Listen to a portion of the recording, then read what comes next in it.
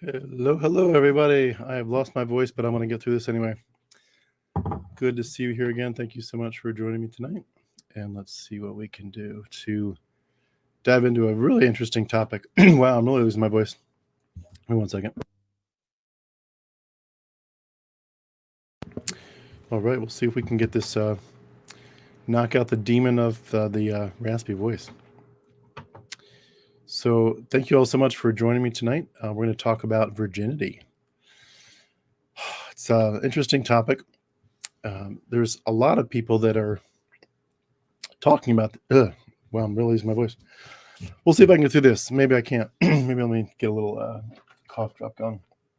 A lot of people are talking about virginity and purity culture. I'd like to dive into it from a little different perspective tonight about the possibility that there's more to this in different ways than we're thinking about. I think some of these things I'm going to talk about can probably bring out a lot of helpful ideas as to what's going on behind the scenes. I think a lot of Christians today are not consciously thinking about necessarily the mythological and the historical backgrounds or the deeper psychological implications when they talk about virginity. And so I'd like to dive into some of those tonight. So, by the way, before I do jump in the deep end, thank you so much to those of you who were able to join me earlier. That was a long hour and a half talking about white supremacy and how it's woven into Christianity. That's a deep and very heavy topic, and we're going to dive into it probably once more in a week or two, but interesting stuff. Anyway, getting back to the point, why are Christians so fixated on virginity? And I apologize for the different voice. I've got a cough drop going. For anyone just joining me, I did lose my voice a little bit here in the last hour, but hopefully I'll get it back.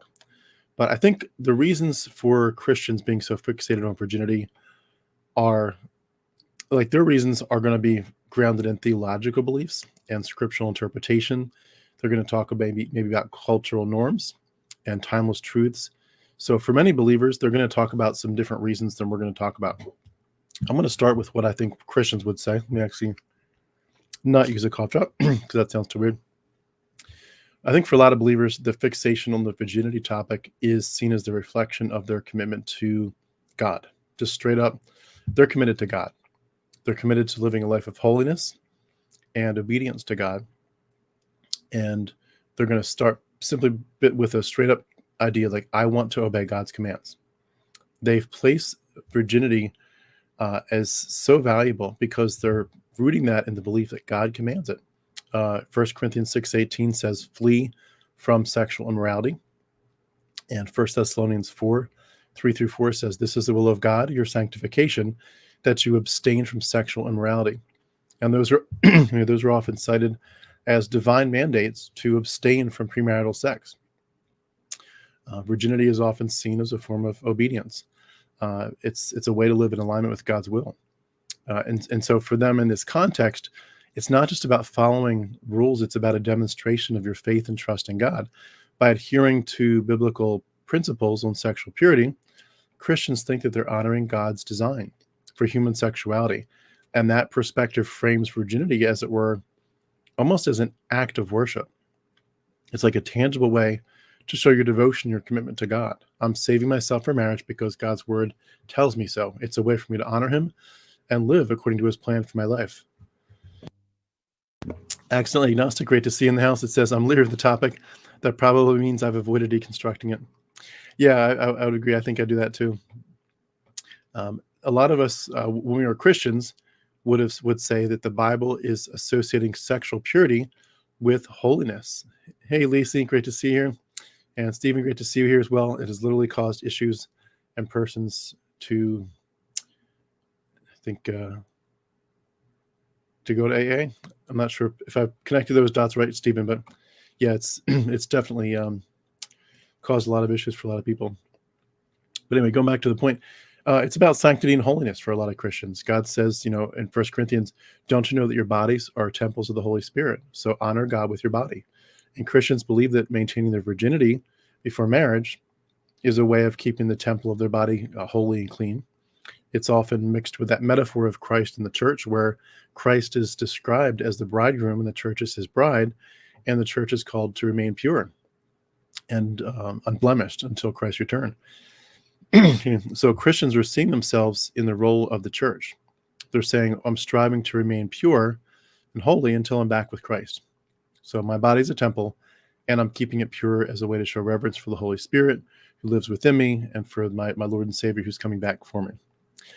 A lot of Christians, I think, view virginity as a measure of their identity in Christ.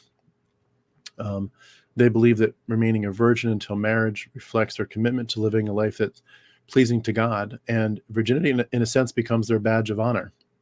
It becomes this visible sign. You can call it visible sign. It's a visible sign that no one looks at, but the visible sign of your spiritual integrity and dedication. And especially in Christian evangelical and conservative circles, virginity is celebrated as it's proof that you have self-control, you have discipline, you have godliness.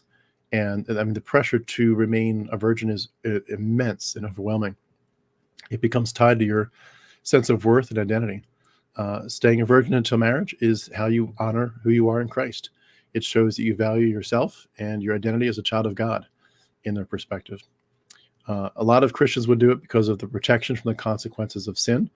Hebrews 13:4 says, let marriage be held in honor among all, and let the marriage bed be undefiled, for God will judge the sexually immoral and adulterous. So Christians see preservation of virginity as a way to avoid the spiritual and physical and emotional damage that they believe is going to result from premarital sex.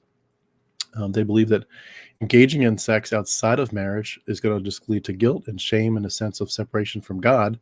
So virginity becomes really a safeguard. It's something that protects them from the perceived consequences of sexual sin. So they're saying basically sexual sin separates me from God. I want to keep my relationship with him strong. So saving sex for marriage is one way I can do that. Another big reason they would say is preparing for godly marriage. Christians want to say, I want a marriage that's strong, that honors God, it's permanent, hopefully. And they view virginity as part of God's plan for a successful and fulfilling marriage. The idea that remaining a virgin is basically your way of saving the fullness of who you are for your spouse, making their marital relationship even more special and sacred. That's sort of rooted in passages like Ephesians 5:25, where husbands are called to love their wives as Christ loved the church, presenting them as holy and blameless.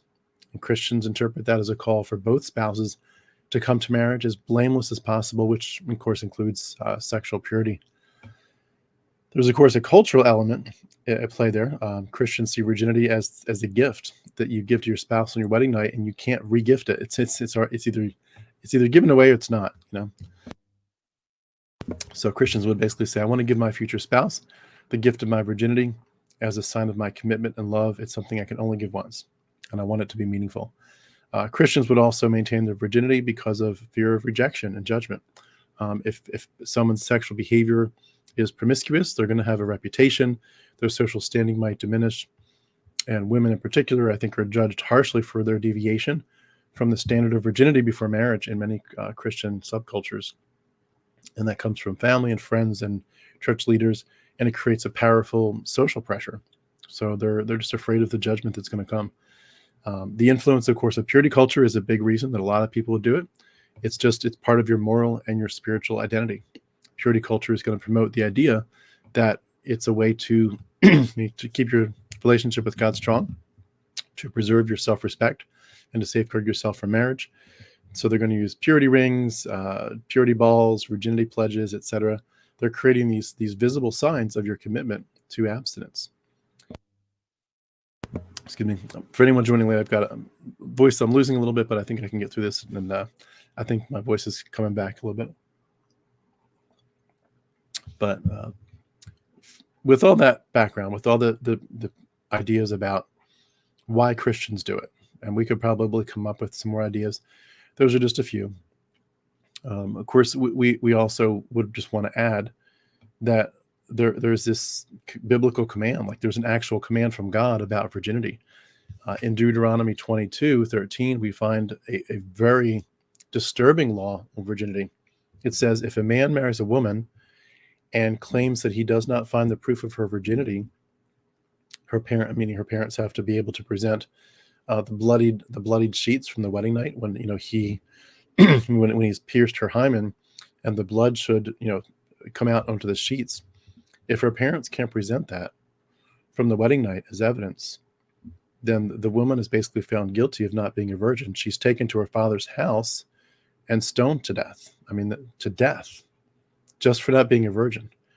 And I mean, we could, if we were in the same room together, hearing that for the first time, we'd almost hear a collective gasp from, of like, what? How did we get here? How is a woman's virginity considered so essential to her identity and value that if she breaks it before marriage, she deserves to be stoned? Like, are you kidding me? But that's the biblical worldview. That's the worldview of many ancient cultures. It was synonymous with your family's honor. It was like an economic asset and a guarantee that the bloodline would remain pure and the inheritance would be legitimate. And so all these verses are about punishing women who don't uphold the standard was a really big deal to them. It wasn't just about her. It was about her father's property or her husband's lineage and the community standing. So the Bible set the stage. Women are worth less if they've lost their virginity. But I don't think that's the only part of this that we should be looking at. And that's again, just a starting context. That sets the stage. But when we talk about virginity, we're talking about something, we're talking about something that transcends a lot of cultures, not just Christianity, a lot of cultures and a lot of religions. Virginity is in many ways a symbol. It's a weapon. It's a social construct. It's a method of control. It has been wielded by many different patriarchal structures for thousands of years. And I think its roots are entangled with a bunch of different topics we're going to talk about. Mythology, other forms of symbolism, cultural fears, and certainly evolution itself. I think the branches of why we value virginity reach deep into our hearts and minds, and they're going to shape our perceptions of ourselves and, of course, our desires and our behaviors. So I'm going to go back a little bit first to mythology, and then I'm going to bring that forward, and then I'm going to go back to evolution and bring that forward. I know evolution came first, but we're going to talk about mythology first. If you were to go back to, I think, the dawn of human civilization, to the sense when people thought that the gods walked the earth, I would say that it's likely that humanity's struggle with sexuality began there in those days when people said gods actually lived here. How they did that, how they told those stories, I'm not sure about all of it, but when you look at virginity in the ancient world, it seems like it's a symbol of power and potential. It was associated with the idea that sex was sex was seen as a force of nature. Sex was seen as wild, chaotic, uncontrollable. Virginity was sort of the opposite of the chaos. It was like order. It was potential waiting to be harnessed. It was a field yet to be sown. And so some of the most revered deities in ancient mythologies were virgins. You've got the Greek goddess Artemis. Her virginity was more than just a physical state. It was like an emblem of her autonomy. She was the goddess of the hunt, of wild animals, of childbirth. And Artemis's refusal to marry or submit to any man made her this powerful symbol of feminine independence. And I'm sure it inspired both reverence and fear in those cultures. But the virginity of Artemis didn't mean the absence of sexual desire. It meant that her desires were hers alone. They were untouchable, unclaimable. She was sort of the protector as well as a destroyer. She represented the cyclical nature of life and death. The forest was her domain, and she commanded and demanded respect. Her chastity was not this silence of purity culture. It was like this fierce declaration of, I am sovereign over myself, over my body. And she, if you remember, your mythology, Artemis would rage. She had overwhelming rage over anybody who violated her boundaries. There was Actaeon, who she turned into a stag for daring to just see her naked.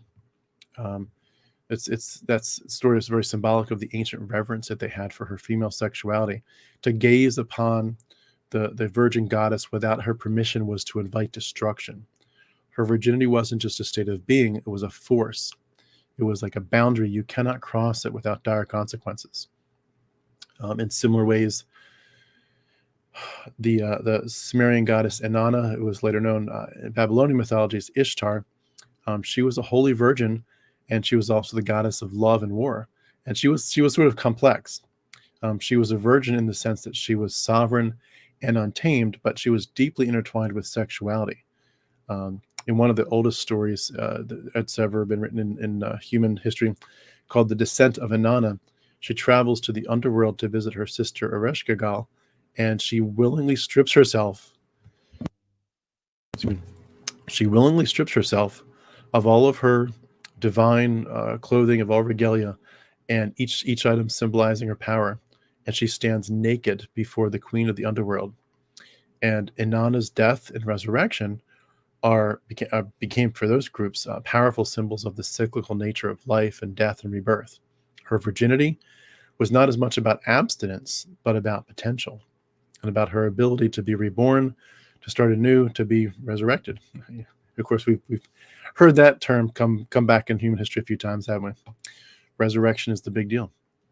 And of course, for anyone that's, we're going to touch on astro-theology shortly, but death and rebirth is part of astro-theology. This is virginity is connected to the stars.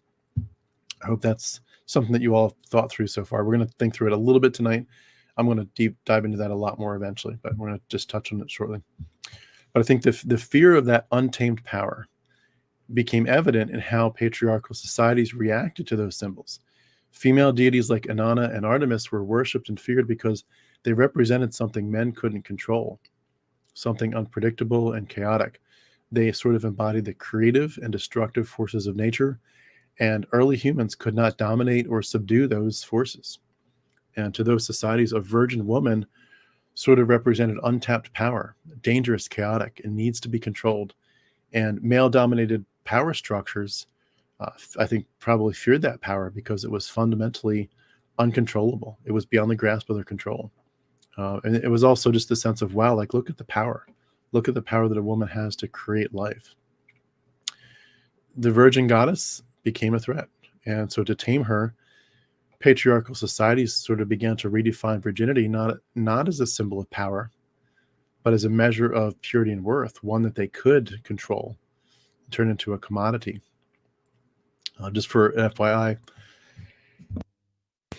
before we go on, there's some other primary virgin goddesses in mythologies. We talked about Inanna, we talked about Artemis. Athena was the Greek goddess of wisdom and war. Her virginity symbolized intellectual and moral purity. Parthenos, she was the virgin. That was a title given to, it's a title, not a goddess. Parthenos was a title given to several Greek goddesses, alluding to their untouchable and divine status.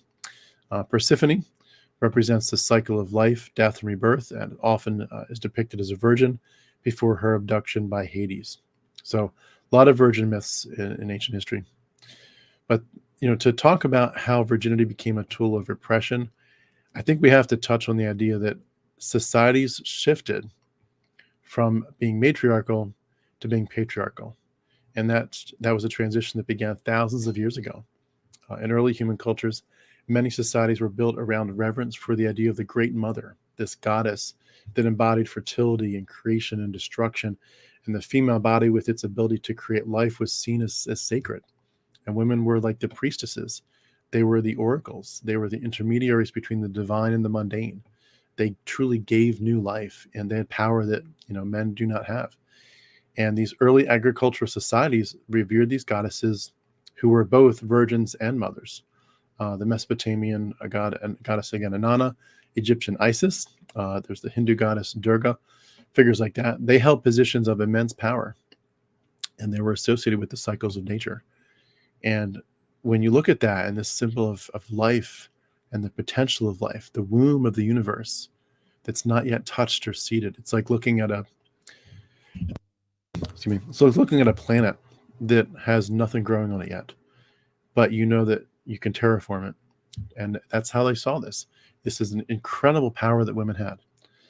And as society evolved and became more complex and the power structures changed, I think especially with the rise of agriculture, came concepts that were sort of new to people, such as the concept of property and inheritance and ownership. And so the focus ironically shifted from the fertility of the earth to the fertility of women, from reverence to female power to control over it. Women's bodies sort of became vessels for producing legitimate heirs, and their sexual purity became a marker of their value, not just as individuals, but as possessions. So patriarchy emerged as a way to structure society around male power.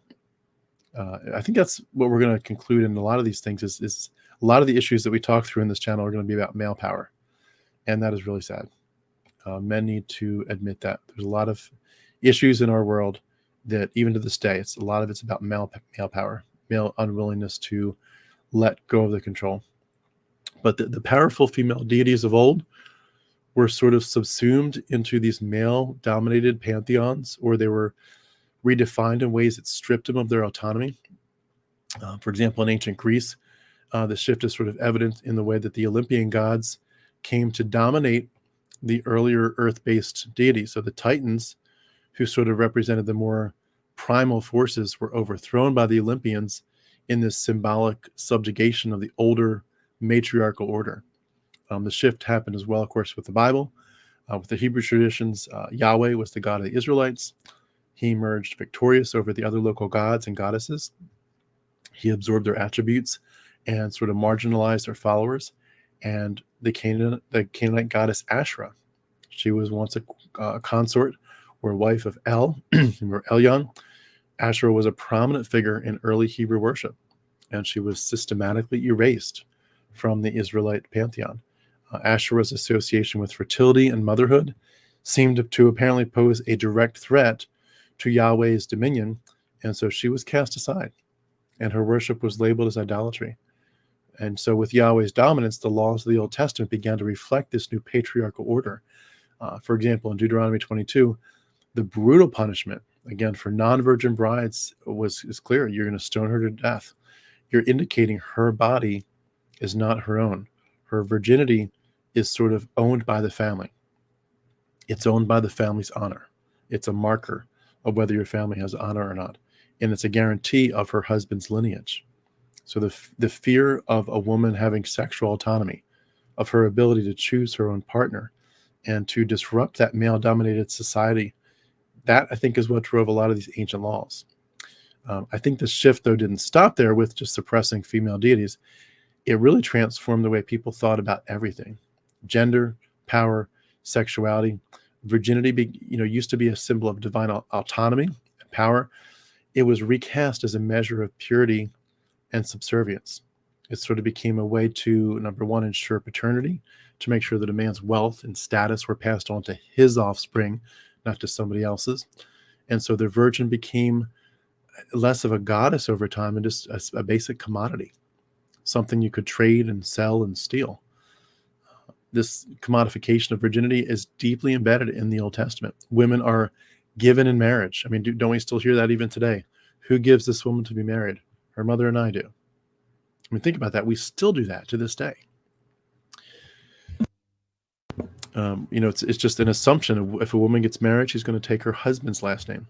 You are given in marriage.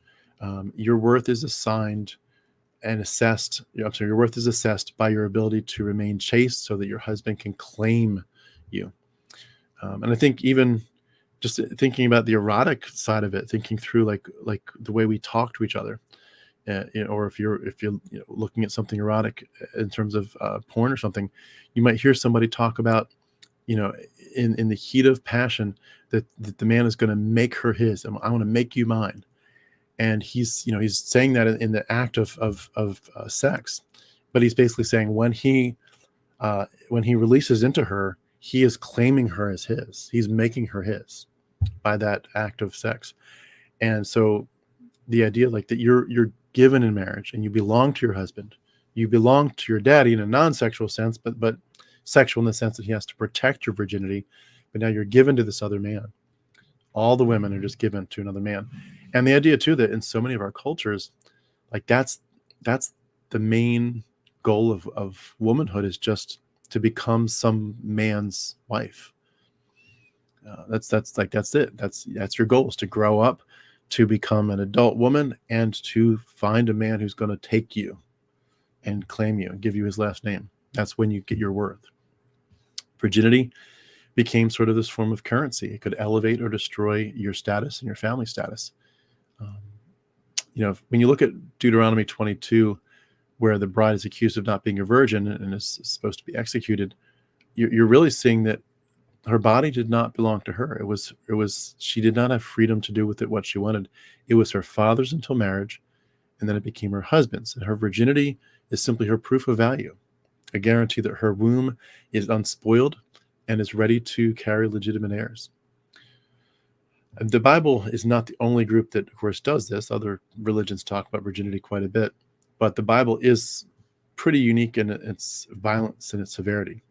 There are other ancient codes, like the Code of Hammurabi, that did prescribe harsh penalties for women who broke sexual norms.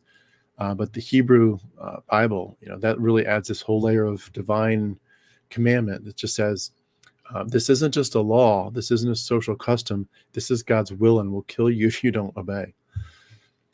Going to a few other parts of this, we're going to talk about mythology, then we're going to talk about evolution.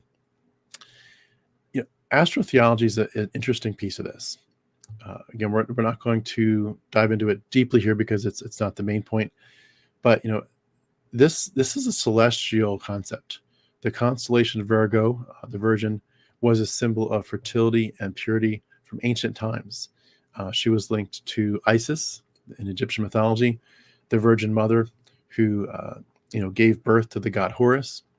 Isis, like Mary in the Christian mythology, she was a paradox. She was a virgin and a mother, a symbol of purity and fertility at the same time.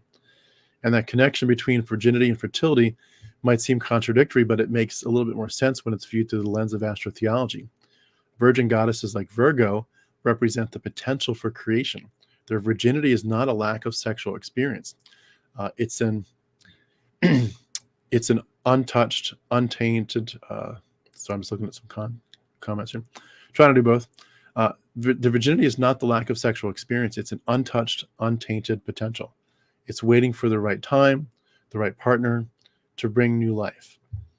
This is where Christianity's narrative diverges. When the early Christians adopted the virgin motif, they stripped it of its autonomy. The Virgin Mary's virginity was not about power. It was about submission. And her purity was about obedience, her willingness to be the vessel of God's will. And so in contrast to these other virgin goddesses of earlier mythologies, Mary's virginity was about relinquishing her autonomy and surrendering her body to divine authority. The virgin birth of Jesus, which a lot of Christians think was prophesied even way back in like Isaiah 7, and then it was told again in the Gospels, they go over and over and talk about this. This is proof of Mary's submission and her purity. It was like a divine endorsement of the belief that true holiness could come only from renouncing your desire and embracing of submission to whatever God's will is, especially sexually. The church transformed the virgin into something that upheld patriarchal values and reinforced male control. So the celestial imagery that we're looking at in the stars, it wasn't lost on the church fathers. They saw in Mary's virginity a reflection of this perfect, unblemished nature of the Christian soul, just like the constellation Virgo rises each year untouched and unspoiled. So does the Christian strive for purity, untouched by the tainting of sin. But the striving for purity in our context came at a cost. It demanded that you deny the body and reject natural desires.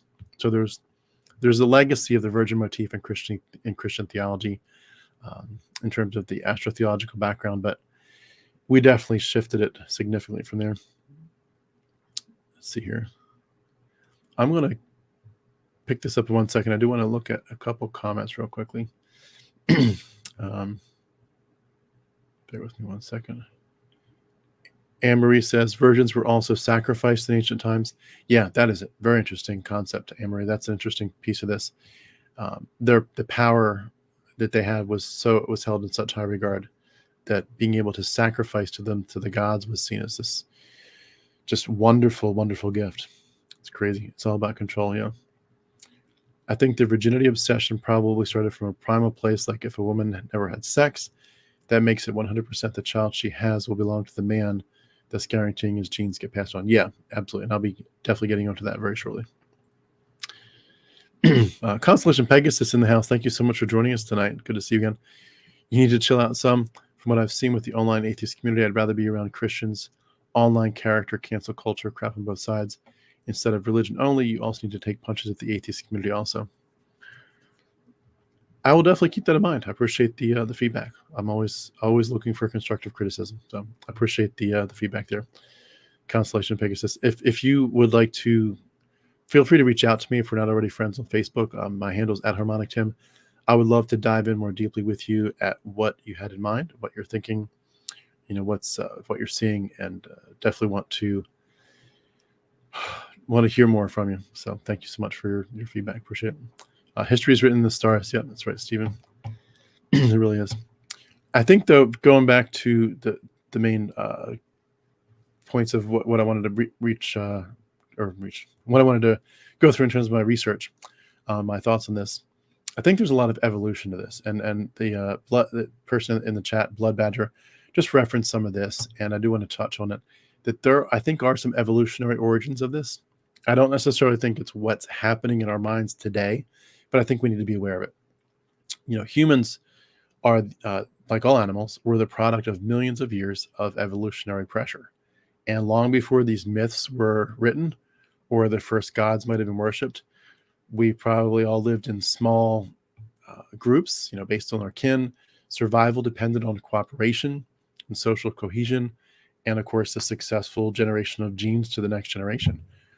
For our ancestors, mating and reproduction were not just biological possibilities, they were fundamental to the survival of the tribe.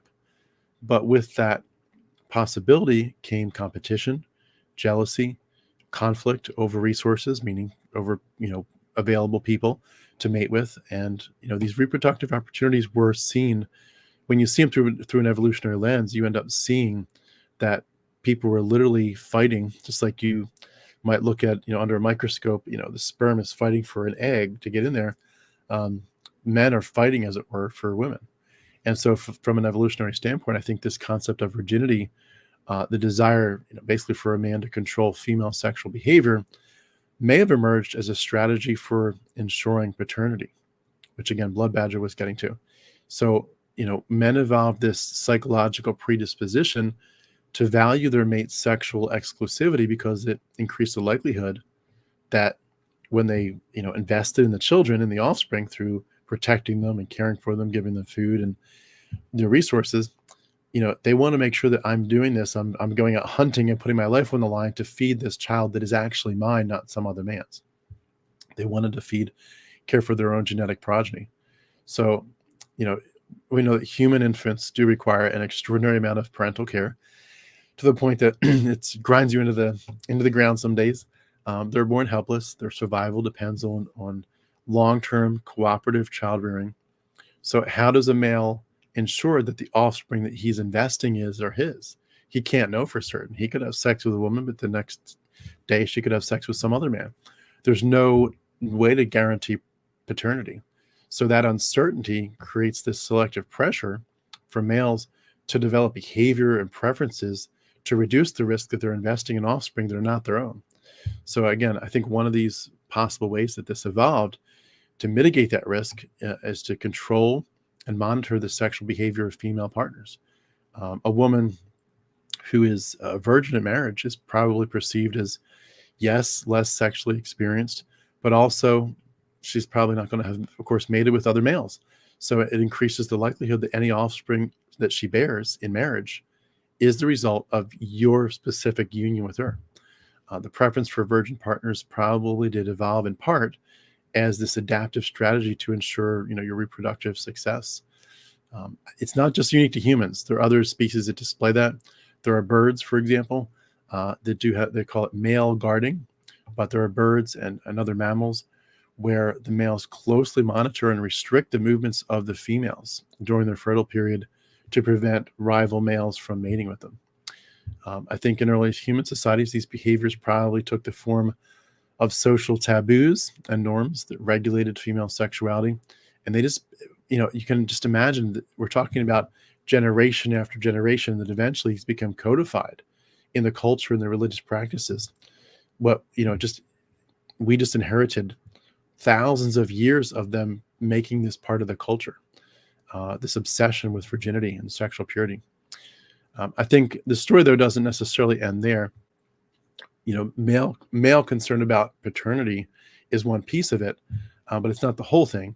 Female choice and agency also plays a critical role in this, in shaping the sexual norms. It's like women are active participants in their own reproductive strategies. And I think in these ancestral environments, in these ancient environments, women were seeking mates who could provide not just good genes, but could provide resources and protection and social alliances or what have you. Even if we're just talking about a cave or something, whatever your society looked like, the women were looking for something that would ensure that they would have a good outcome as they're raising their children. A woman's reputation and her perceived chastity became like a social currency, something that increased her value as a mate in the eyes of the men who were concerned with, the certainty about the paternity, the long-term partnership. If she could adhere to social norms around virginity, she could probably be more selective about, which mate she wanted. She could, because her value went up. So she could be more selective as to which mate she got. She could ensure better survival prospects for herself and for her offspring because she was seeing herself as more valuable. You do have to ask yourself, why would women go along with a system that restricts their autonomy so much? And I think the answer does lie in the complex interplay between the question of individual and group survival. In these tightly knit groups where the survival depends on cooperation and conformity, adhering to social norms, no matter how restrictive, it was a matter of life and death. And women who defied the norms would have risked ostracism, punishment, maybe death. And over generations, again, these behaviors and attitudes, they just became aligned with the norms that became reinforced. And whoever didn't, fall in line was suppressed or eliminated. And it creates a feedback loop, of course. These social norms that control female sexuality were maintained because they increased group cohesion. They reduced conflict over paternity. Who's the daddy? I don't know. When you reduce that, it changes the group dynamic. And because those norms became maintained in many cultures, they sort of became embedded in our cultural consciousness, passed down from generation to generation over, at this point, thousands of years. But once societies evolved beyond these small little groups into larger, complex civilization, the ability to control female sexuality, I think, took on new meaning. It became entangled with issues of power and property and politics. Virginity was no longer just evolutionarily about how can I be sure that I'm the daddy. It became like a tool for regulating inheritance. Again, we're getting into the Hebrew Bible now, regulating inheritance, securing alliances, reinforcing male dominance, reinforcing patriarchy. So, when you look at this, and as human societies evolved from evolution to mythology to current days, the narratives around virginity became very complex. It may have started as an evolutionary strategy. It moved on to sort of permeate religion and social structures. It became a way to enforce hierarchies, to maintain control. But over time, it became basically about one big thing. It's a mechanism of control. When Christianity became the dominant religion in much of the world, the narrative around virginity basically became solidified into a very rigid moral code. And it did more than just regulate sexual behavior. It shaped entire social systems. Virginity became a strong marker of worth. Again, it's a currency that could elevate or destroy your family's value and status. It became a way to control a woman's body, yes, but also her mind, her aspirations, to keep her in her place in society. And so for men, controlling female sexuality became a way to assert their power. And of course, what do men in power want? More power. It became a way to enforce these hierarchies. It was not enough anymore to just ensure that I'm the father and that, no other males are getting to her.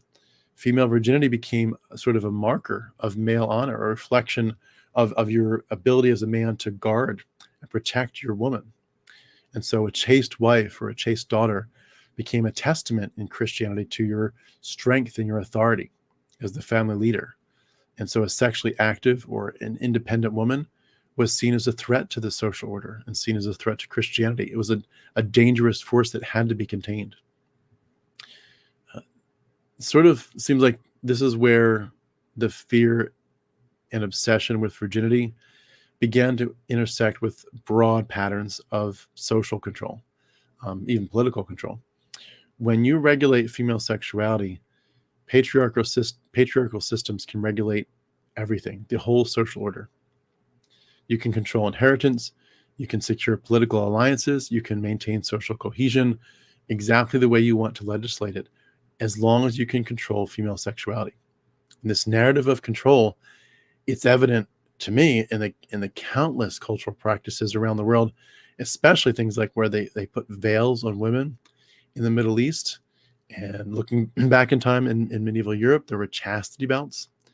In all these cases, and maybe someday we'll go into a lot more examples, but in these cases, when they regulate women's bodies, they were just serving to reinforce male dominance. That's all this was, is male dominance. Men need to be in control in these groups. I think one of the most insidious aspects of this is the way that it ends up being internalized by women. When you look at this again over thousands of years, generation after generation after generation of indoctrination, women get taught to see their bodies as a battleground for purity versus sin. And women are taught to view their desires as dangerous and destructive. And when you have that kind of internalization, it creates a psychological control. And it's a psychological control that even when there's no external pressure, the control is still there. It's fascinating, where before it seemed like the control was there in the sense of like, if you don't stay a virgin, we're going to stone you to death. So there's this really intense, literal, tangible control. Like I literally can, get a stack of stones and be like, this is how you're going to die if you don't obey me. If you don't stay a virgin, you're going to die from these stones. But in a society like ours where we don't do that, that's control of this pile of stones outside your front door that might be your death. Instead, it's a psychological control. And so even though there's not these tangible things, the control is still there in your head. This is about psychological manipulation, and eventually it's about self-policing.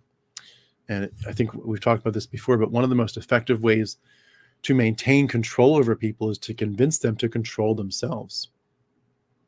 So you don't have to get to the point where you're constantly saying, I said stop it, I said stop it, I said stop it. Instead, you convince people to say that to themselves in their own head. You get people to do this OCD of you stop yourself. Purity culture embeds its values so deeply into your psyche that you begin to police yourself. You police your own thoughts, your own desires, your behavior. It's in some ways better than an external force from their perspective, because it turns your mind into being your own prison guard. You don't need a prison guard. You don't need someone to say, I said keep your clothes on. I said stop masturbating. I said do this. I said do that. Your mind says that. Everyone else can shut up, and you still keep parroting it. You still keep saying the same thing. Your mind enforces the rules because it's oppressive. It's oppressive. And breaking it is shameful. Of course, it starts with indoctrination. Children, especially girls, arguably are taught from a young age that their bodies are inherently dangerous and their desires are sinful, that they have a responsibility to protect their purity at all costs. They're told that even their thoughts can lead them down a path of moral corruption. Men are certainly told that. Men are taught that they're basically just dirty and all that horrible messaging. Just the fact that you want to look at a woman, the fact that you want to think about a woman's body and her curves, you're bad. So that you have this dichotomy. The good self is going to deny your desire, submit and conform. The bad self is yearning and having angst. I want to do more. I want to have freedom. And that internal conflict, that almost like a disassociative state where you feel disconnected from your own thoughts and emotions and body, where you're seeing your desires as something foreign. It's not part of me. My desires are there. I see them, but they're not me. There's like a part of me that's attacked, or there's something foreign that's attacking me. I have to get rid of them. And it's something that, you can't, when you feel like you can't control or accept who you are, you push it away and say that part of me that I can't control or accept is not actually part of me. It's something else. It's separate. And so over time, that disassociation is going to lead you to this psychological distress, of course, but you're struggling inside to reconcile your experience with the demands, the external demands of this theology that's been placed on you. And of course, that leads directly to sexual shame. When you're raised in that culture, you have this deep sense of guilt around any form of sexual expression. Even if it's just in your head, you feel so guilty. I know I certainly did growing up. I felt horrible about thinking about sex in any way, shape, or form. It's interesting, though. A lot of people talk about how when they got married, they still had shame, which is a fascinating side topic. And I don't want to get too off topic, but it's interesting to think about how you attach shame to sexuality for so long that when you finally get married, you just can't undo it. You can't not associate sex with shame. It's not, because the shame isn't just about the act of sex itself. It's not shame of, I took my clothes off and I copulated with somebody. It's not just that I did it. It's that you are a sexual being. That's what is so hard for people to grasp. You feel dirty, you feel defiled, you feel unworthy because you've had these desires, because you are horny. The horniness makes you feel like, oh my God, I'm so ungodly. I shouldn't have this throbbing in my body, in my mind. And so we have this language that we developed. We've fallen. We've lost our virginity. It's these terrible terms come into play in our minds, and the act of losing, quote unquote, your virginity is seen as this moral failing, as you've descended from grace into sin, and that language, you lost it. You can never reclaim it. You've lost your virginity. Your cherry has been popped, and you'll never unpop it. It gets embedded in your head. It shapes how we talk and how we think about sex, how we talk about our desires, and it creates this moral framework where the loss of virginity is seen as a loss of self. If you lose your virginity, you lose you. And yeah, by God's grace, by the skin of your teeth, you'll get by, perhaps because of the cross, because God's grace can cover things. But you have certainly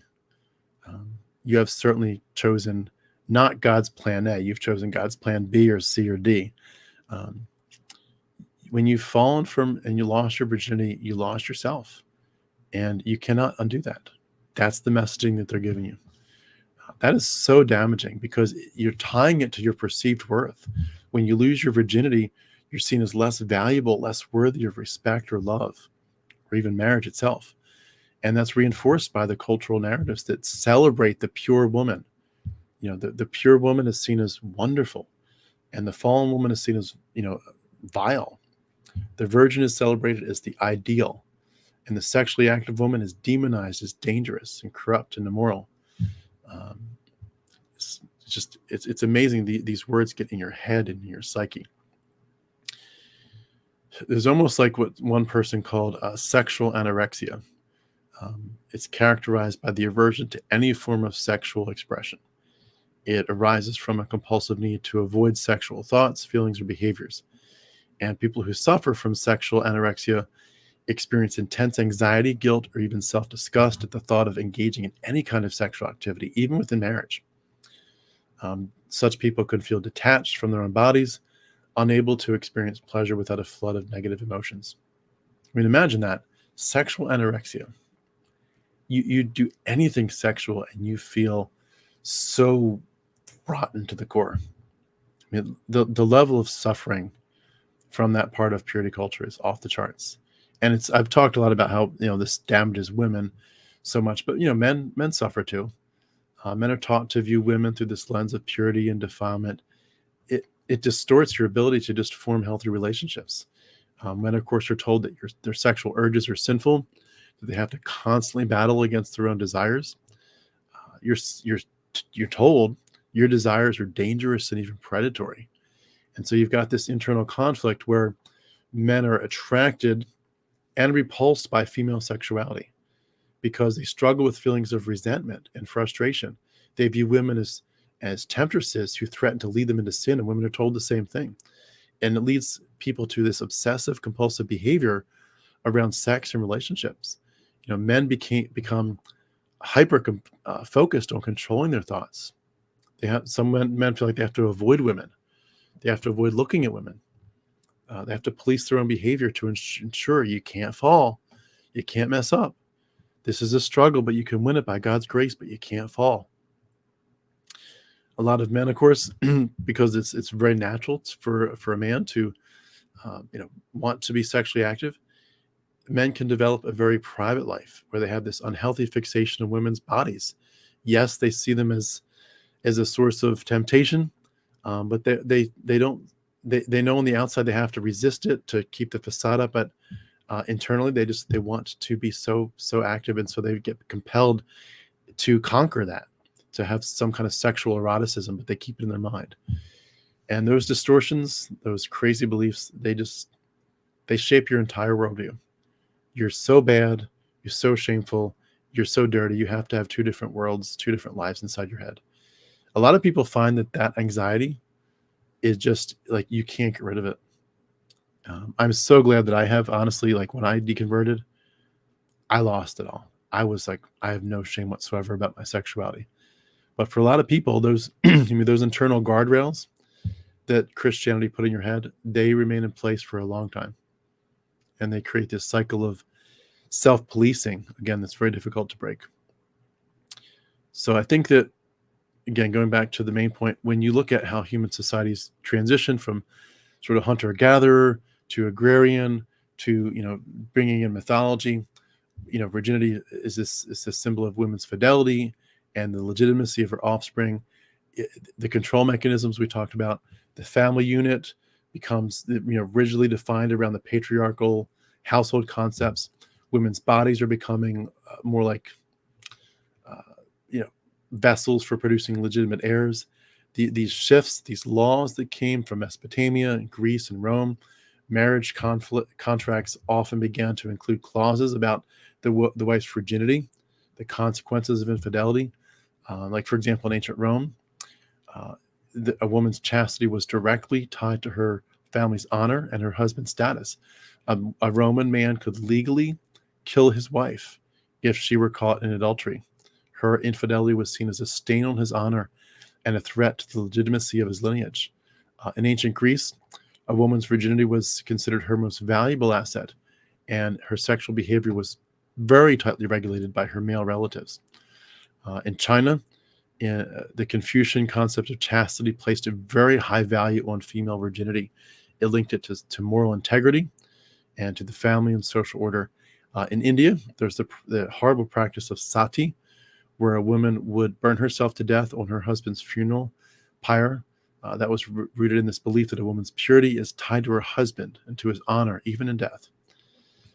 Female sexuality has become so intertwined with the control, with social power, even political power. When you regulate a woman's bodies, you regulate the entire social order. You're talking about issues of property, wealth, and status being passed down through the male line. And so when Christianity took over, when Christianity emerged and became the dominant force, it just absorbed and adopted all these existing cultural norms about virginity, female sexuality, and transformed them into something that was not just about social control, as it may have been earlier, but about spiritual purity.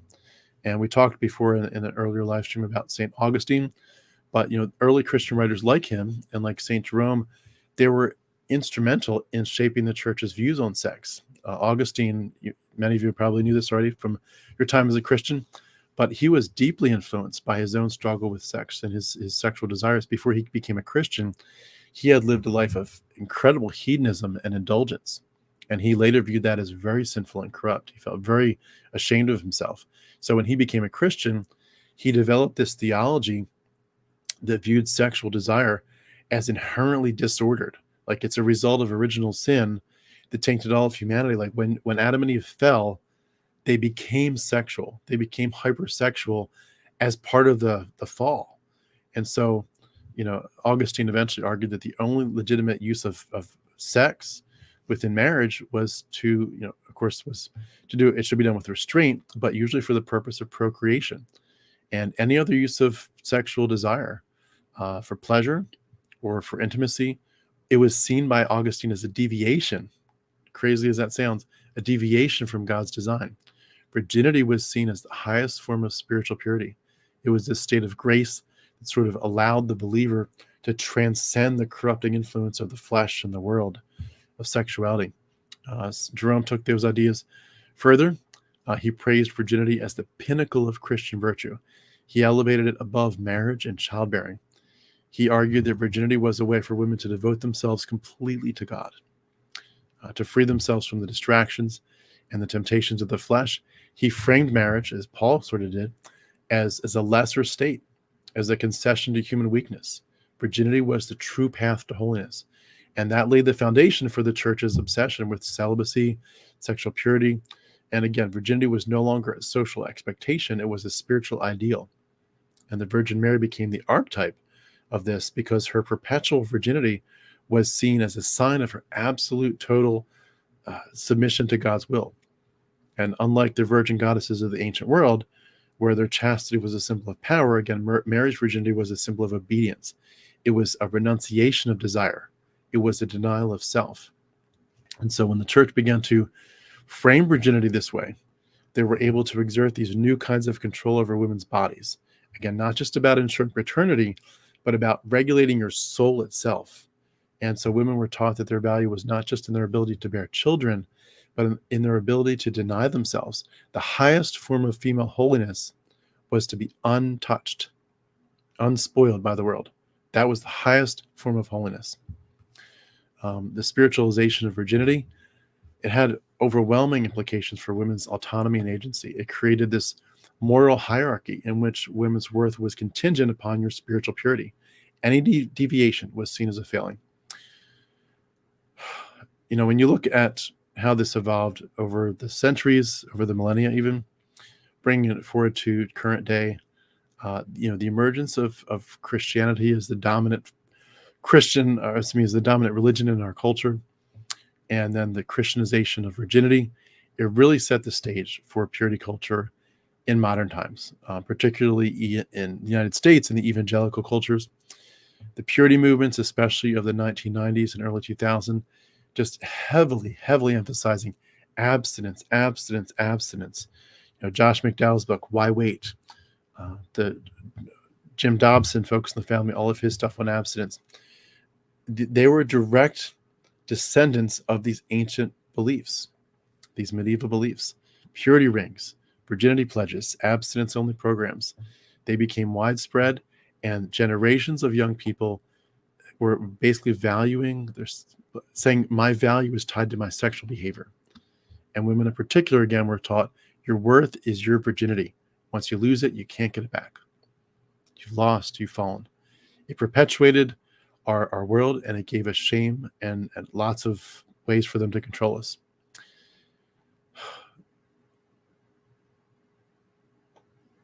When virginity becomes a proxy for your worth, when it becomes a mental mechanism designed not just to regulate your sexual behavior, but to regulate your entire self-concept, something really sick is going on. And we've talked a lot about how when we look back at Christianity, what we're stuck in, it's critical for us to look at this through the lens of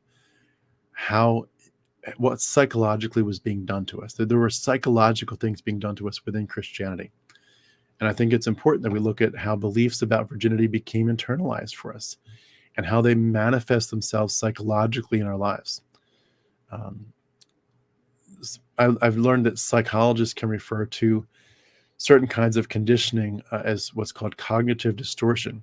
Those are faulty patterns of thinking that warp our perceptions of reality and create this kind of psychological stress. And so when someone is told your worth is tied to a specific characteristic, in this case, virginity, your brain begins to equate any deviation from that characteristic with failure, shame, and guilt. It creates this perpetual state of anxiety. And so the fear of transgressing the boundary becomes your form of self-regulation. I cannot cross that boundary, because if I transgress it, very bad things will happen. And it became basically this all or nothing thinking. The world is divided into rigid binaries: pure, impure, virgin or whore, saved or damned. And that dichotomy creates this internal battleground for us, where every thought, every feeling, every action is scrutinized and judged. It fosters in us this sense of hypervigilance, where the fear of falling and failing dominates you. I cannot fail. I cannot. Or if I have failed and fallen, I cannot let anyone know. I have to keep up the facade. I think for young girls and for women, it is reinforced so strongly by these narratives of shame and guilt. They're told you're the gatekeepers of purity. You're responsible for your own chastity and also for the purity of men around you. And that burden that we're putting on girls is just overwhelming. And it transforms them really into objects.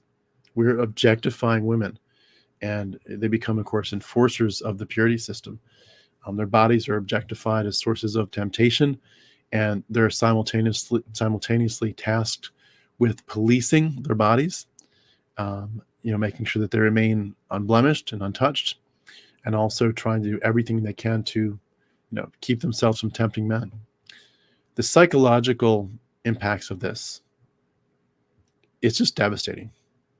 Women raised in purity culture have shown that they're more likely to experience symptoms of depression, anxiety, and sexual dysfunction. People reporting shame and self-loathing, especially when they've fallen short of these impossible standards. Even non-sexual behaviors like hugging or holding hands, for some people, it can trigger intense guilt. Your mind has been conditioned to see any physical touch as a slippery slope toward moral corruption. For men, of course, the psychological conditioning is different, but it's damaging, teaching men that they're more prone to lust and to sin, creating this cognitive distortion where men see themselves as predators, like we talked about. These warped perceptions, they damage your ability to see women as a whole, complex individual. It trains men to objectify women, to resent them, and to feel frustrated by them. I think purity culture as well instills in men sort of a sense of entitlement to a woman's body. You're taught that your struggle to remain pure, if you're like, you as the man are saying, I'm going to stay pure so that I can get myself a really pure virgin wife, somebody who's remained untouched by another man. Like if I've earned that right to her, then I'm entitled to her. Like this is my prize. She's my prize. I won her. Like I've earned her virginity. It's mine now. And when people get into marriage and then they're in sexless marriages, and when reality hits hard, it doesn't align with your expectation. Men are frustrated because they thought very erroneously, I earned her sexuality. I deserve it whenever I want to. You're damaging your marriage. Of course, you're damaging your relationship with this woman, with yourself. You're just on and on. The objectification does so much damage. When a woman's worth is tied to something as arbitrary as the state of her hymen, it's not just her body that's being controlled. It's her mind. Purity culture is indoctrinating girls, saying your value is not intrinsic, it's dependent on your sexual history. And that's going to create, again, shame and self-loathing. These kinds of beliefs,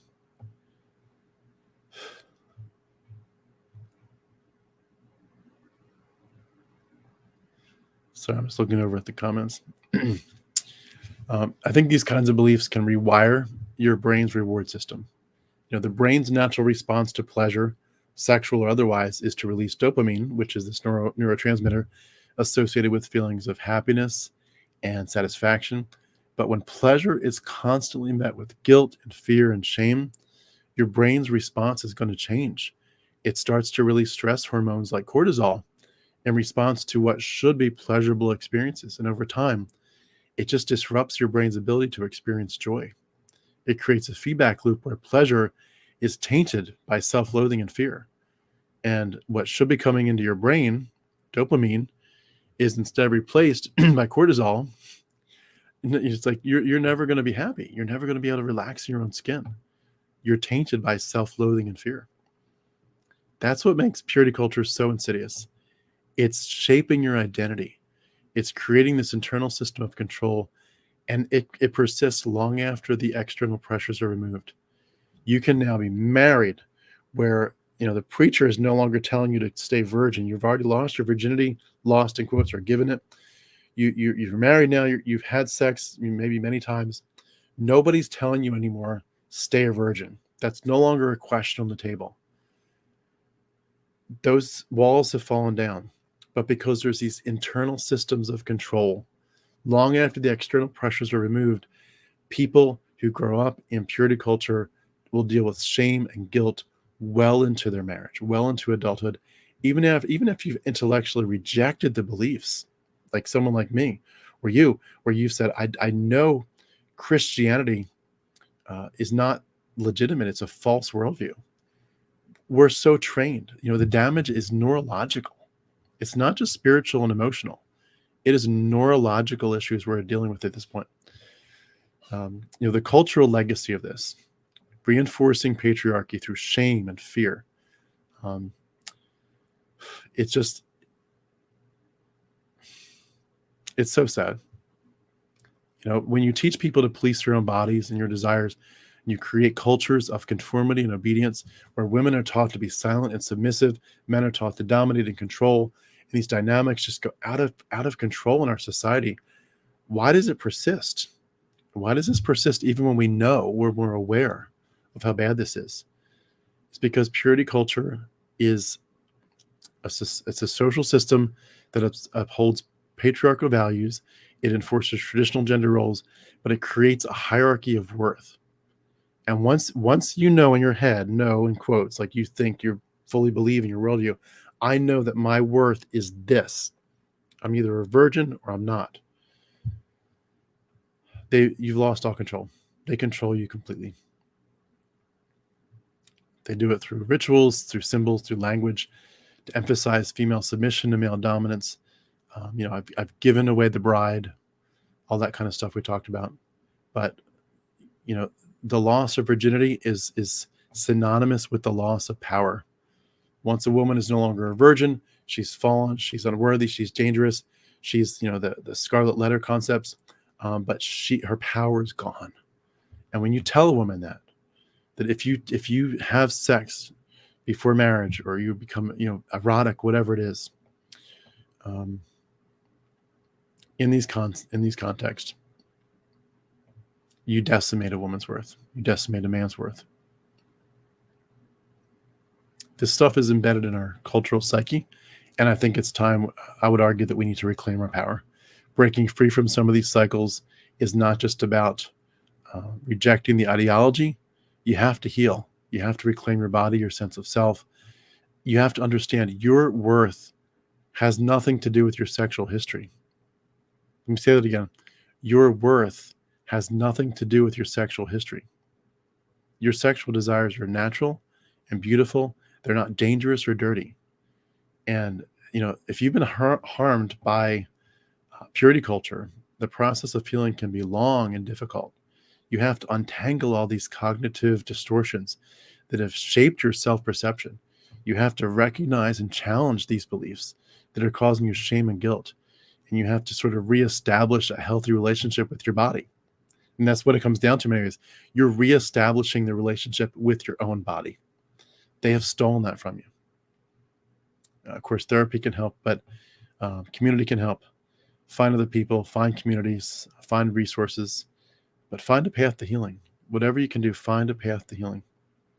I was thinking about a Hitchens quote. It says, the mind's ability to create these imaginary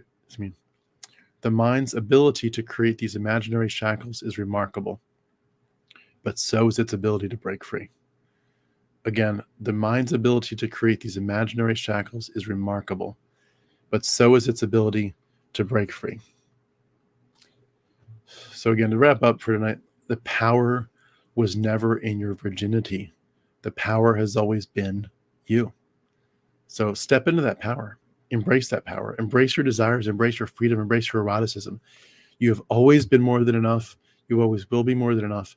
And whether or not you're a virgin or whether or not you're a virgin on your wedding day does not change anything about who you are or your worth. You're so much more than your virginity. Please continue to heal. Please find places that will help you reclaim your identity. The more that you can be safe in your own skin and in your own mind, the more that when you finally are in a sexual relationship, if you want to be, that your body can release the good hormones and not cortisol, not see it as a stressful thing, but to see it as a pleasure thing. Man, oh man, what a beautiful thing to experience. Just to let go, enjoy yourself, enjoy your body, have a party, get to know yourself again, get to know your body through, whether it's through, your fantasies, through masturbation, whatever it is, get to know your body, get to know yourself and love yourself, love how you are working, love how your mind does things, love what you think about, love the fact that it means so much to you to be sexually active. Get away from the shame.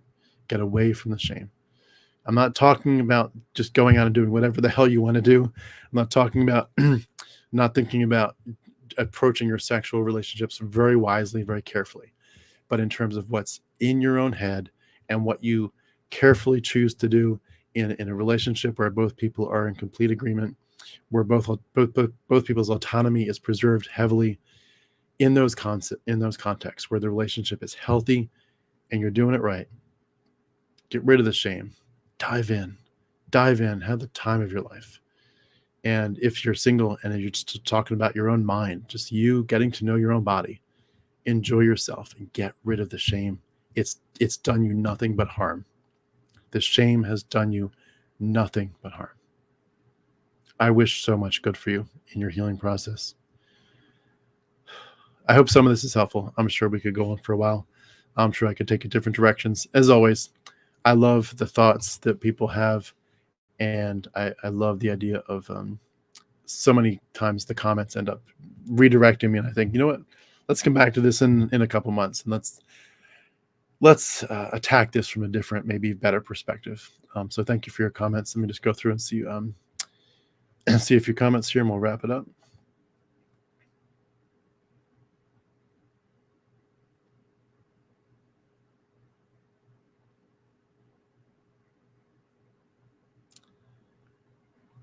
Wow, there's a lot of comments here. I'm seeing a lot of back and forth, so I'm not going to read all those. Many cultures would raise children collectively in a village. I think the obsession with virginity could be entirely cultural as opposed to biological. Yeah, I'm sure it depends too, probably on the culture itself. I'm sure some of these observations will be very different depending on the specific culture. Brogai, and yet even after all these thousands of years of absolutely horrific punishment for lust, people just keep humping. Yeah. That's a great way to put it. Human beings are sexual creatures and it's fun. Well said. I think that should be the highlight of the night. I think you summed it up, Stephen. Human beings are sexual creatures and it's fun. End of story. Let's see here.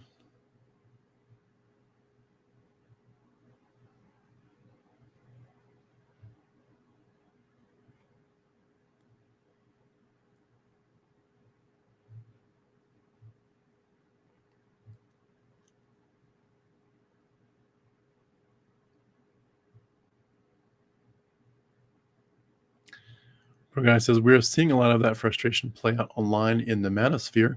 Red pillars and incels, they demand women hand over their bodies. Yeah, and that's another example of how the control, just all variations of the theme. Different ways to get control. Yeah, the self-loathing. Self-loathing is so sad. Stephen S., when I first began thinking about sex and dating, I remember landing on a video by Paul Washer. Oh my gosh. That says enough. It tells me everything I need to know. That guy is notoriously squeamish around sex of any kind, and it permanently screwed my mind. Yeah, it's really true. Yeah. Especially some of the ultra fundamentalist guys, pastors, their messages are just going to totally mess with you. Oh, thank you. Fire and believers in the house. Everything you're saying is pure gold. Thank you so much. I really appreciate your encouragement. Always.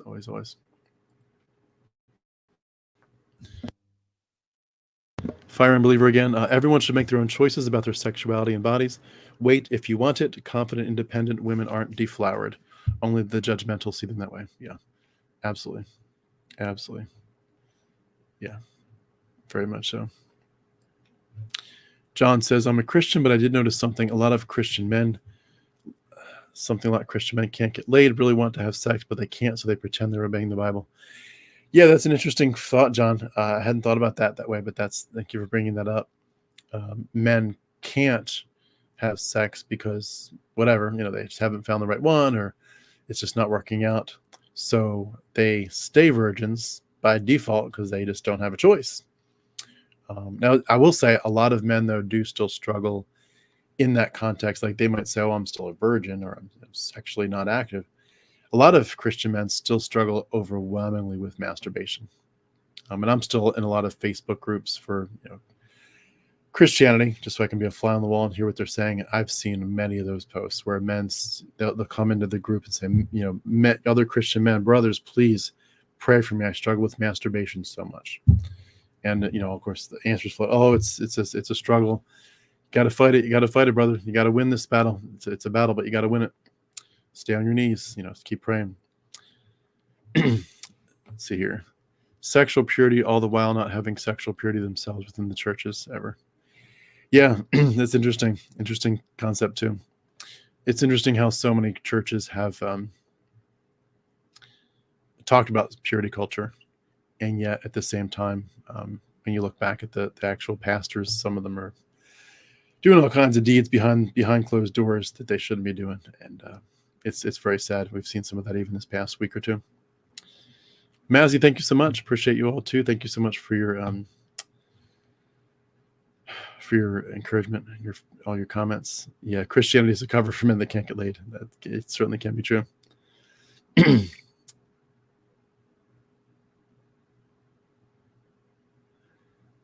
see here. Green Onion. I think I'm going to label you as a troll. Thank you so much. Let's see here. Masturbation is probably a battle that will never be won. Yeah. It's not supposed to be. It's not a battle to be won, right? It's not to be won. It's just a normal part of life. I don't win or lose. I just enjoy myself. I enjoy myself twice a night. Geez, the whole sexual thing screwed a lot of people within the church. Yeah, it really did. It really did. It messed people up so badly. So looks like that's the end of our comments. I'm going to wrap it up there. Went for, quite a bit of time, an hour and 18 minutes. But thank you so much for your comments. Thank you so much for your willingness to let me share some of my thoughts. I apologize again for my voice. I lost it during the whole hour and a half before with the talk about white supremacy. So I might not be able to do these back to back this long anymore. I might have to make sure I've got at least 4 or 5 hours between live streams. But I'll get some good hot tea here after I wrap up with y'all. But thank you so much. Sorry again for my voice tonight. Thank you again for your great comments. You all are just, I love how you take my comments or my thoughts and you're like, let's make them clearer. Let's make them better. You all make me a better person. So thank you so much for that. A few quick comments. Many of these pulpit purity pushers were jealous because someone else did something they really wanted to do and couldn't. I think there might be more wisdom in that statement than maybe it seems at first glance. I think that might be true. I think a lot of people wish they could be sexually active and they can't. And so, yeah, they push purity culture, but it's their way of basically saying, damn it, I wish I could be doing those things and I can't. So it's like that Aesop's fables. I guess if I can't have those grapes, they were probably sour. So thanks, Anne-Marie. Thank you so much for your help earlier as well. Really appreciate it. Thank you so much again, everybody. Have a great night. See you tomorrow.